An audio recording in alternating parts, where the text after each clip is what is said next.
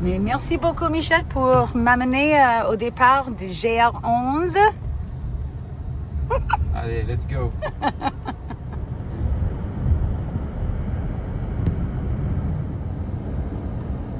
Donc là, on arrive à Hendaye. Je suis heureuse que c'est si nuageux. Oui, tiens.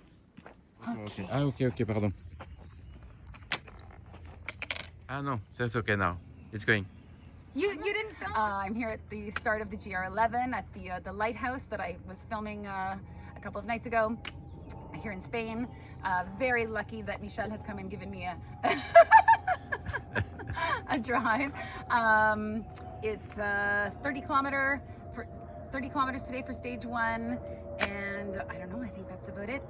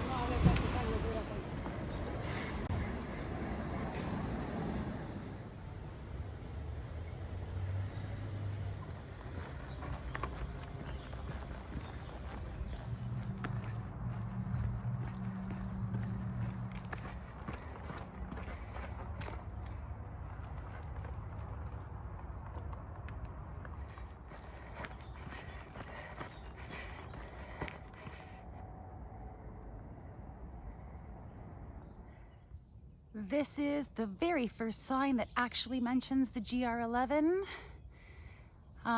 Yeah, so I guess we're going that way.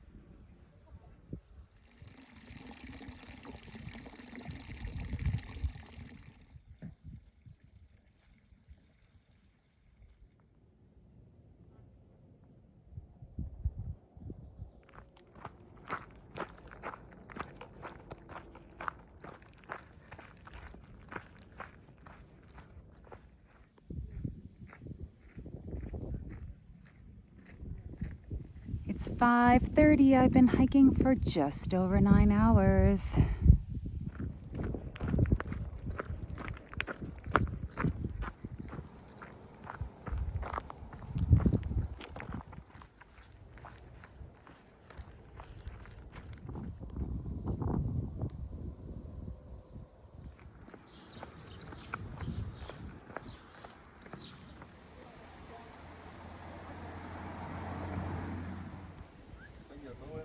Hay planchado.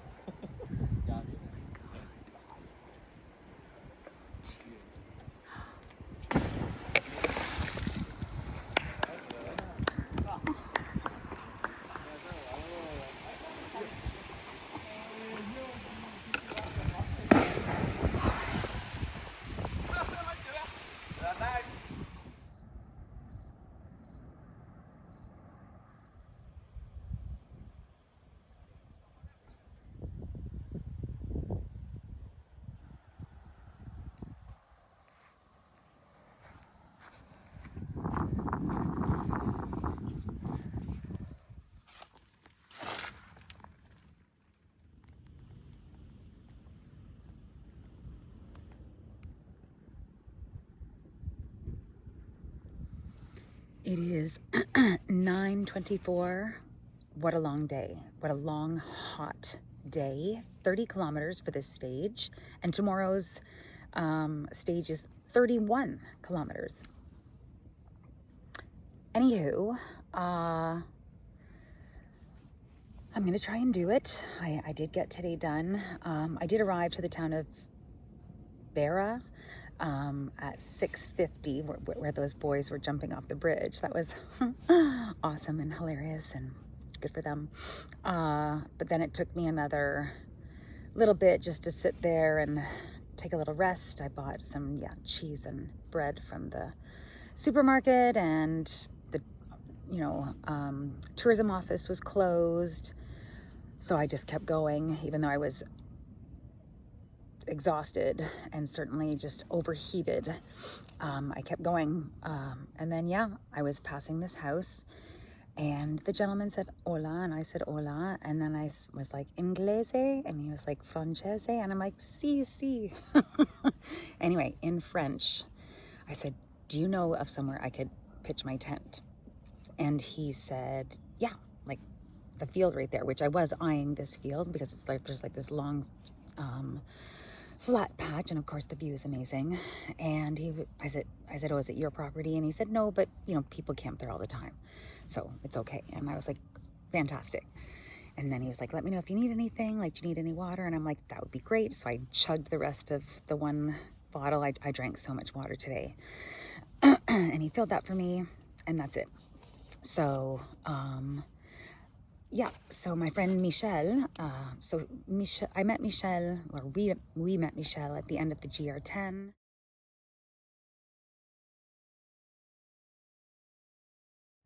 Two years ago, and then we saw him again when we did the Tour de Mont Blanc.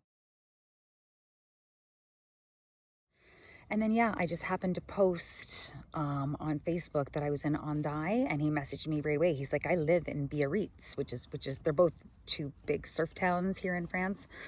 And so we got together for a drink yesterday, and then he offered to drive me to the start this morning, which I was so thankful for, because it's only like 12 or 16 kilometers, but to get there by public transit, it was going to take an hour and 43 minutes. To take an Uber, it was going to be like 80 Canadian dollars. Anyway, Michel picked me up, and it's nice to have a friend see you off, and he picked me up and he drove me there in under 20 minutes. So he might actually join me later on for part of this GR11. Hopefully Benoit still will for a part of this as well, and hopefully Veronique will as well. So anyway, I don't know. I'm too exhausted, but see you tomorrow.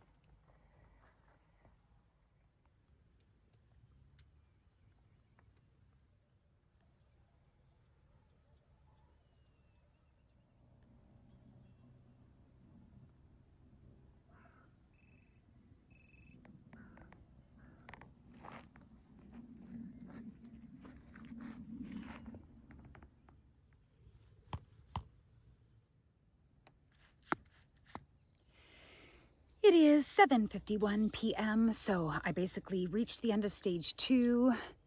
I just kept walking. You know, there wasn't anything. I saw a hotel, but it looked pretty fancy, and no one was. There was a number you could call. Yeah, there was a very, very small, like, variety store that was open. I didn't buy anything. I just kept walking. Basically, yesterday and today, I felt the same way both days. I'm just like, I just want to get to my tent. I don't need anything. I've got lots of food. So anyway, so exactly the same as yesterday. I kept walking past the, just past the end of the stage. So I did 31 kilometers today.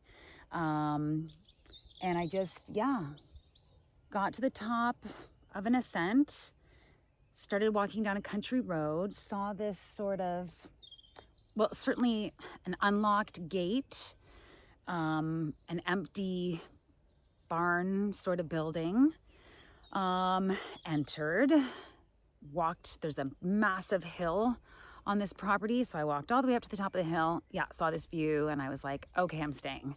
I'm pretty sure I'm allowed. I'm certainly going to leave no trace. Nobody can see me up here. I'm so high up, nobody can see me. So anywho, this is where, so I love, so I'm loving the remoteness and the ruggedness of the GR11. There are no refuges at the end of each stage, waiting with a hot meal and, a bed if you want.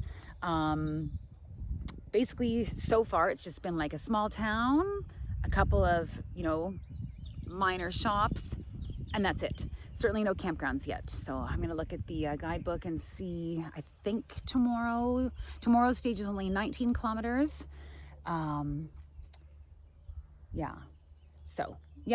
So today, so I'm tired, but not nearly as tired as yesterday. It was the heat yesterday. Today, basically it stayed around 20 degrees all day. It lightly rained all day long, which I didn't mind. Somehow though, my shirt still managed to get mostly dry. My feet are, obviously by the end of the day, my feet are tired and sore, but no blisters, no trouble spots, anything like that. So I think that's about it for today. It's too early for me to start saying like the GR11 is this compared to the GR10 compared to the GR5. It's way too early. I do have some thoughts, but I'm not going to share them yet. We'll see if those thoughts pan out for the rest of the trail. So tomorrow, 19 kilometers. That's about it. Thanks for watching. See you tomorrow.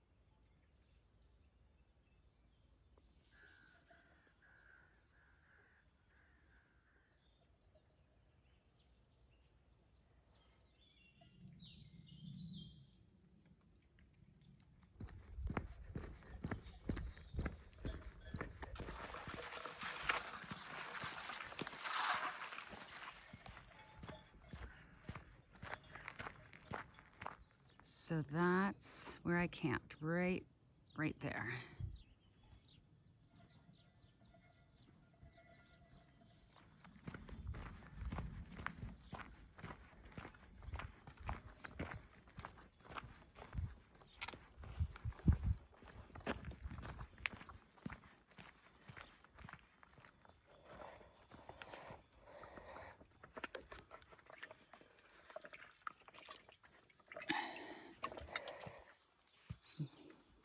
trying to brush my teeth, but this guy is pretty curious. No, no, no. I do have snacks there. No, no, no. Kate, you're gonna have to go. You're gonna have to go. Oh my gosh.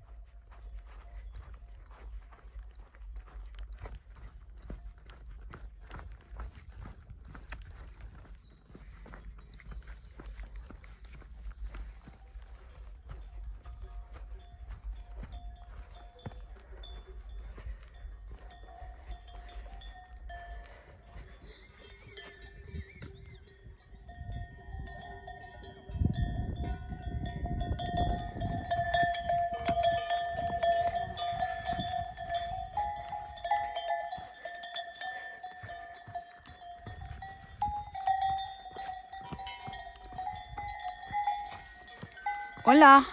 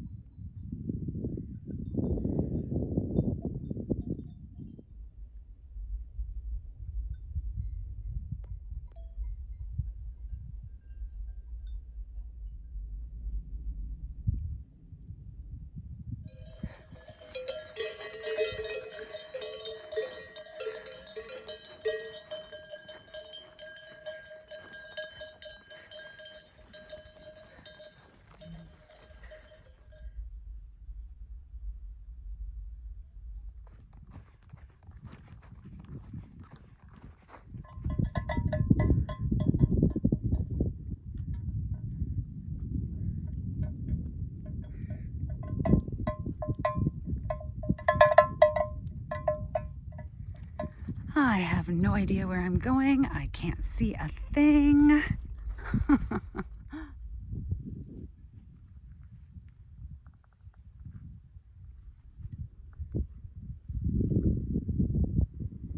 I finally found a blaze though, so that's good.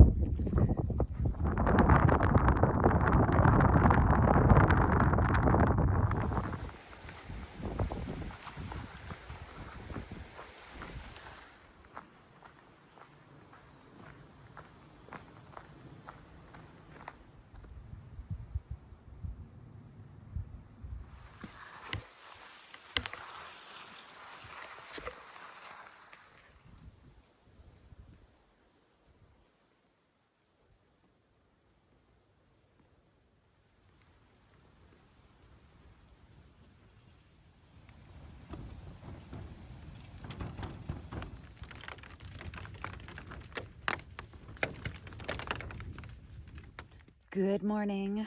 I did not do my sign off last night because I was comatose exhausted. First of all, 2 nights ago, I decided to treat myself and have a coffee before, or like whatever, like at camp at night. Big mistake. I could not get to sleep. The last time I checked the time was like 2:03 in the morning. Anyway, had a bit of a late start yesterday. As soon as I started, I stopped for water and to brush my teeth.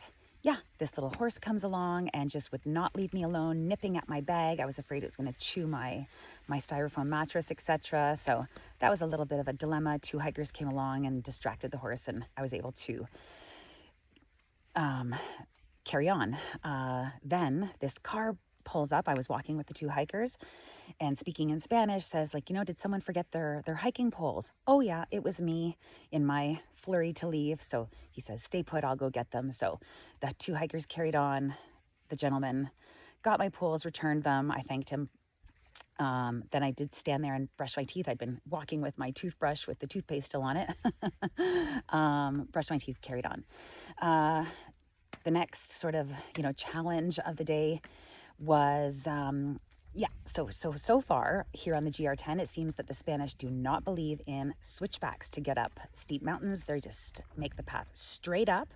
I mean, I don't mind, but it's hard work, and it's kind of unbelievable how steep these paths are. Anyway, I got to the top of one such steep climb, and it was about 12:45 in the afternoon, and the mist just rolled in, the fog so thick you couldn't see maybe 10 meters in front of you. And the guidebook warned of that. They said, be careful because you won't be able to see the trail blazes, because there is often dense fog. Yep, that's exactly what happened. Anyway, found my way, except for this one part was very confusing because the path was actually, you had to open up this gate, enter this big sheep yard where there were like just tons and tons and tons of sheep, and somewhere the path was there. Anyway, I was looking this way, that way. Finally, I just had to barrel straight through the sheep. They went, running off in every direction, and I found the path. So who would have known that that's where the path was, but there it was. Anyway, I got to the end of stage 3, which was 19 kilometers. And as the guidebook says, there's nothing there. So I did carry on. I just thought I'll carry on until I find a camp spot, or there is an albergue, which is a refuge, 6 kilometers into stage 4. Anyway, every stage starts with, it ends at the bottom of a climb, and then it always starts with a new climb. So sure enough, as I finished the 19 kilometers and started, stage 4, steep climb, unbelievably steep climb, unbelievably long. I couldn't see where it ended. It felt like I was, climbing up into heaven, because I could not see, 10 meters in front of me, even 5 meters in front of me. And it was just so unbelievably steep, and it just kept going and going. And of course, it's the end of the day. I'm tired now. I'm just thankful I wasn't cold. It was still about 17 degrees at that point. Anyway, got to the top, came back right back down again. I just thought, well, I've gone this far. I'll try to find the albergue. Kept going. Well, now it was getting late. So it was about 8:30 p.m. and I'm like, now I just need to find flat ground, because I'm going to start to lose light soon. I mean, it's still light out at 10 o'clock, but you don't want to leave yourself. Anyway, I thought it was late enough and that I should find somewhere to camp.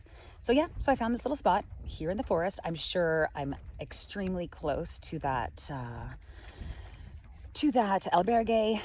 Anyway, so this is my sign off that I should have done last night.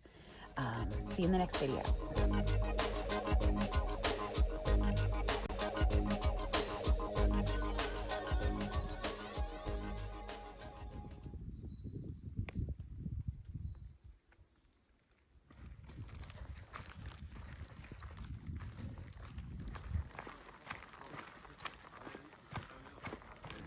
These nice gentlemen have informed me that I'm very, very lost. Very lost. Gracias. Yes. You're welcome.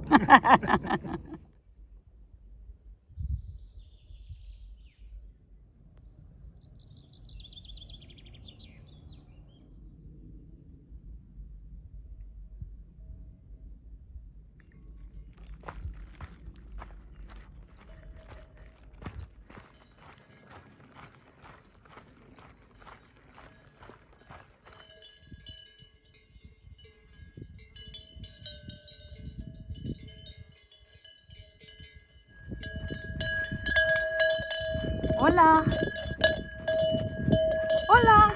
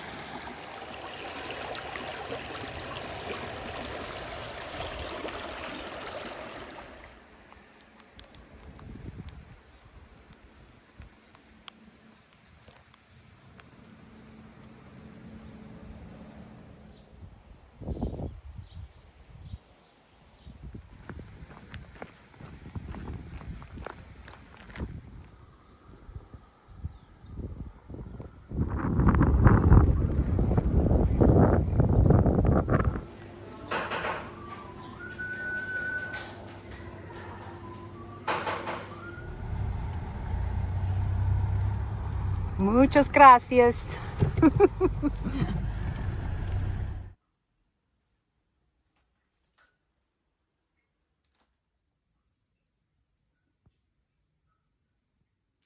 All right, here I am in Zuribi. I hiked 6.5 kilometers to wherever I ended up last night.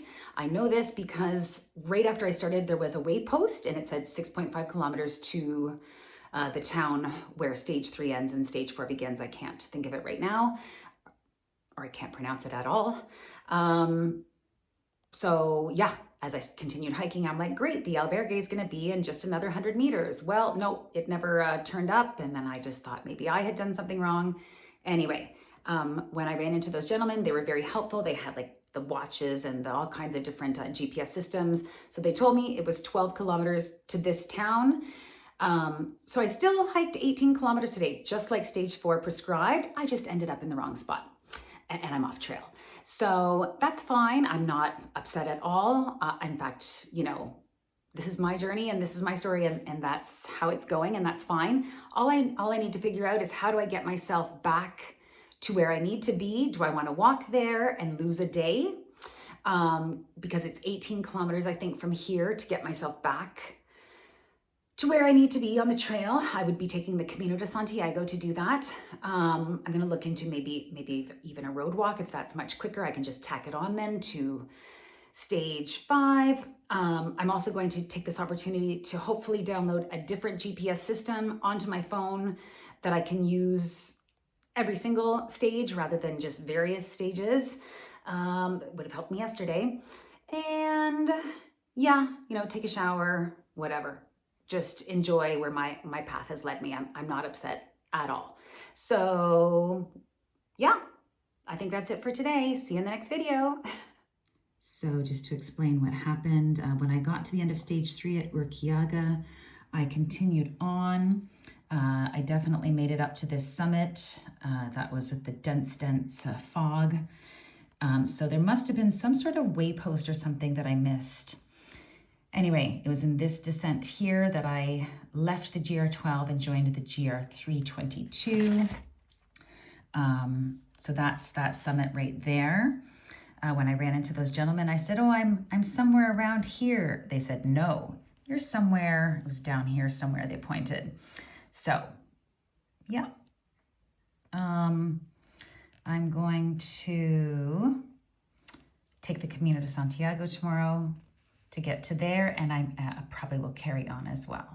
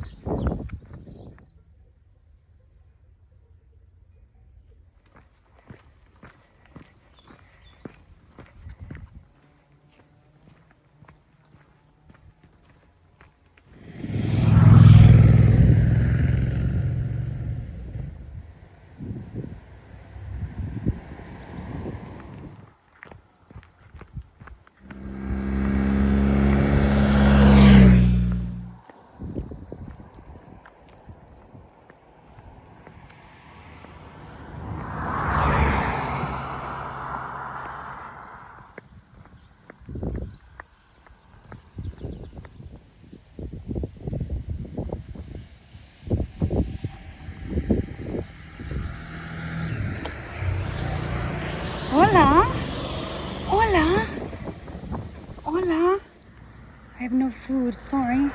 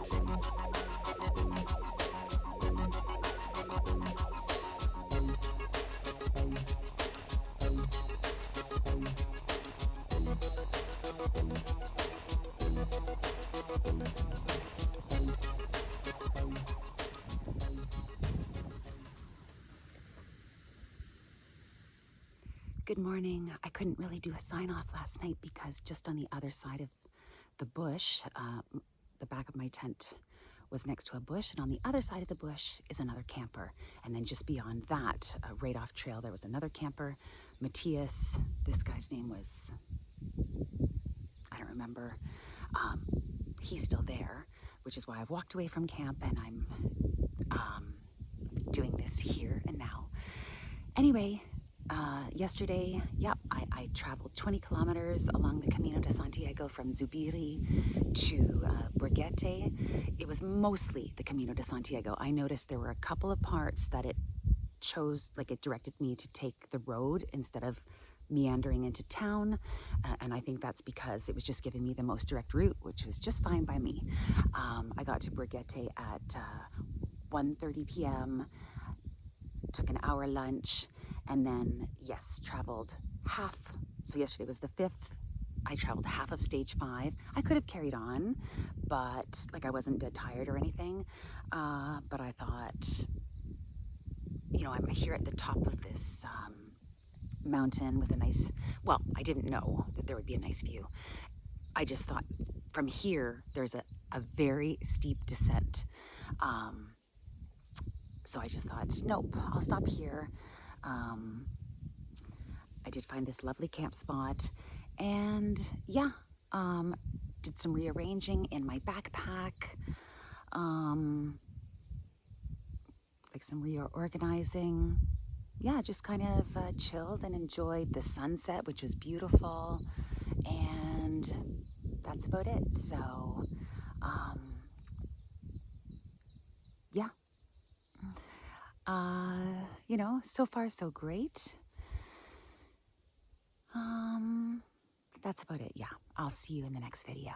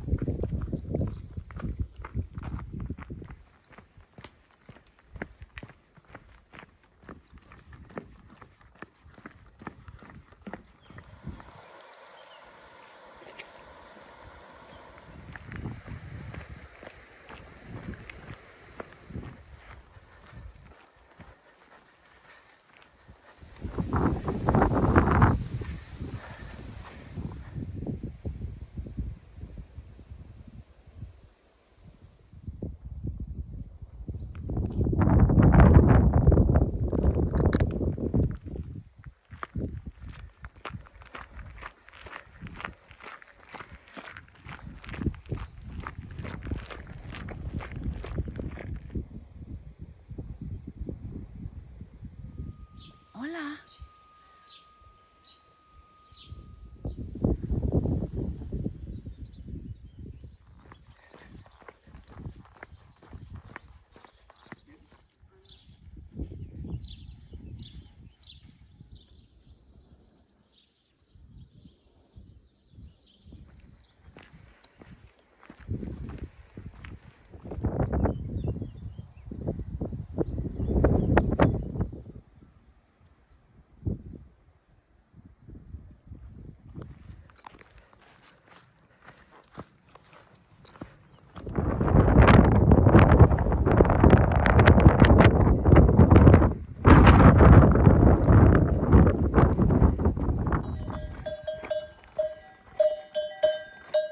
Ooh.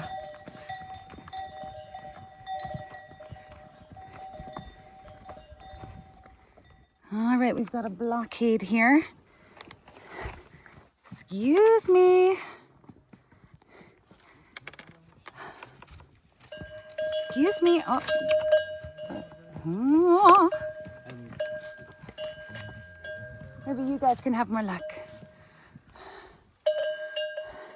3 hikers from the Czech Republic.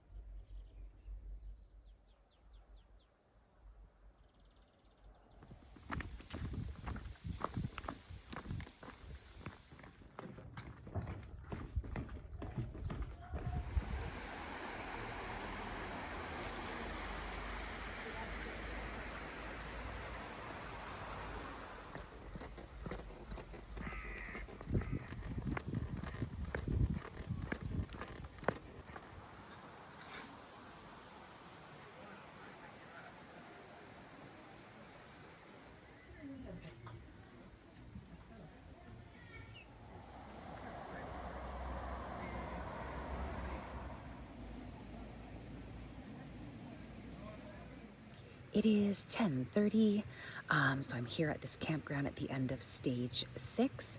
So yeah, today I finished the second half of stage 5, that was 9 kilometers, and then the entire 21 kilometers of stage 6, so that was a 30-kilometer day. Yeah, so I'm staying here at the campground in this town, and I'm completely out of food now, so yeah, I will be doing a shop tomorrow. The post office doesn't open till 11 a.m. I gotta give that some serious thought. I was planning on sticking around and buying some international stamps and mailing off these postcards that I have, but that's a long wait. Anyway, I'll give that more thought.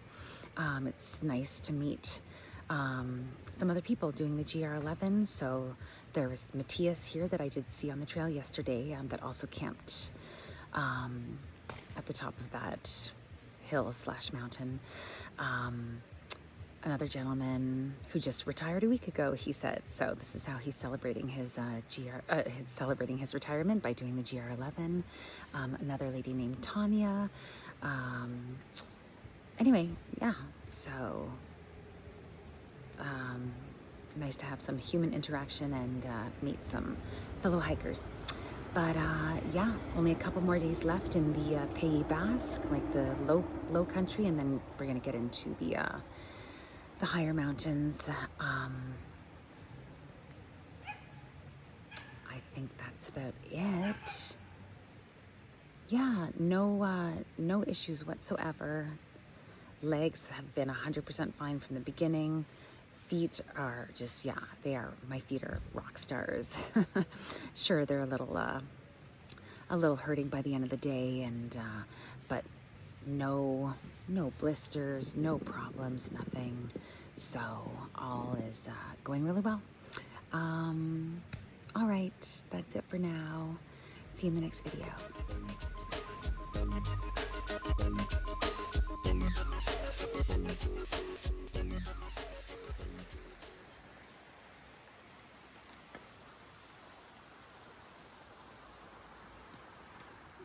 This is Tanya and her dog Coco, so I'll probably see you later, Tanya, on the trail. See you. See you.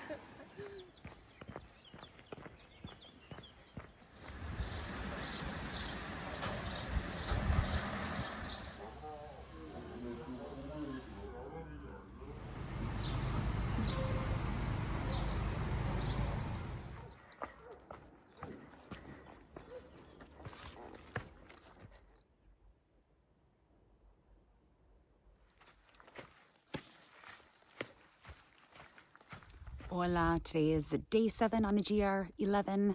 I am doing stage 7. It is 20 kilometers. There is no water point on this stage. Also, I just found somebody's dry bag with a half loaf of bread in it, so hopefully I will return that to a very grateful person somewhere down the trail.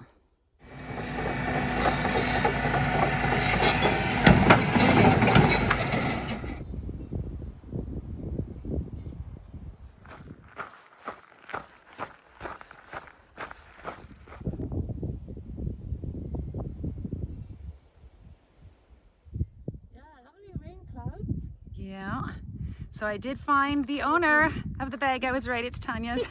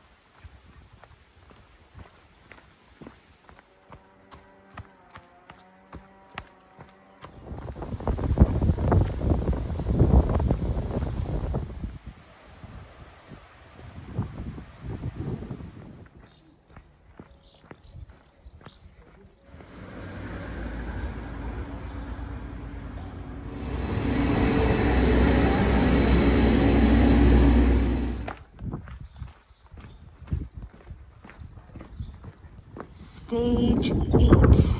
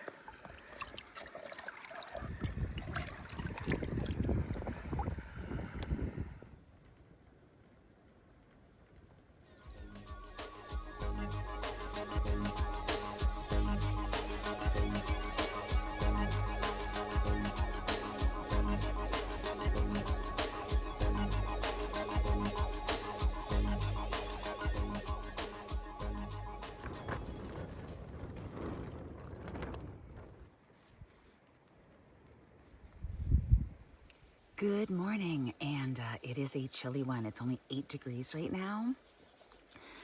Just to recap what I did yesterday, I did stage 7, which is Ochagavia to Isaba. I got to Isaba at 10 minutes after 3. The shops don't open until 4, and I really needed to do a grocery shop.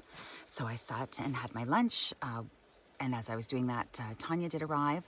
So the two of us went to the supermarket. There was good selection, but you know, I had bread and meat. I just needed like snacks and orange. I bought an orange juice and drank that. Anyway, so I basically just bought snacks. Plus 1 banana, which I'm having for breakfast right now. And then, yeah, Tanya stayed put. I carried on. And did stage 8 because stage 8 is very short, 11 kilometers. Here's what the guidebook says about stage 8. The GR11 now leaves behind the hills of the Basque Country and enters the mountains. So, yeah, in my videos, you see the glimpse of the first mountain. So the old official route used to be 17 kilometers and it used to go up over that peak. So you can still do it as a variant, and I really wanted to do that, but it says to not do it at all in bad weather because going that route involves easy scrambling. My favorite thing, I love scrambling. Easy scrambling up limestone crags and would be a demanding walk in bad weather. Oh, it put walk in quotation marks. A demanding walk in bad weather with difficult route finding in mist and awkward scrambling if the limestone is wet and slippery. So as you could see from the weather yesterday, that was not the ideal weather to be doing that in. Also, you know, I am on a time constraint here. This guidebook has the GR11, you know, split up into 47 stages. I have always planned to do it in 40. I don't know. I'm liking, maybe because those first 2 days, the first day was 30 kilometers, the second day was 31 kilometers. I'm liking the 30-kilometer days. Yesterday I did, 33 kilometers? 11 plus 20, so I did 31 kilometers yesterday. I'm liking the 30-kilometer days. So I don't know, there's a part of me that kind of wants to,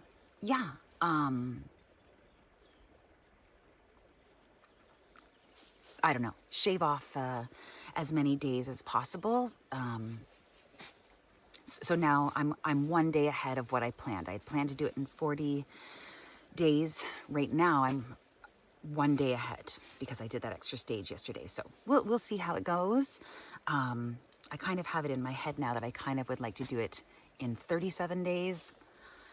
Anyway, it will be what it will be, but I'm super excited to be now entering the mountains. So I think this is a good time to maybe publish this section of the GR11 because this is the Basque Country section. So far so great, and looking forward to more. Yeah. Thanks for watching, and I'll see you in the next video.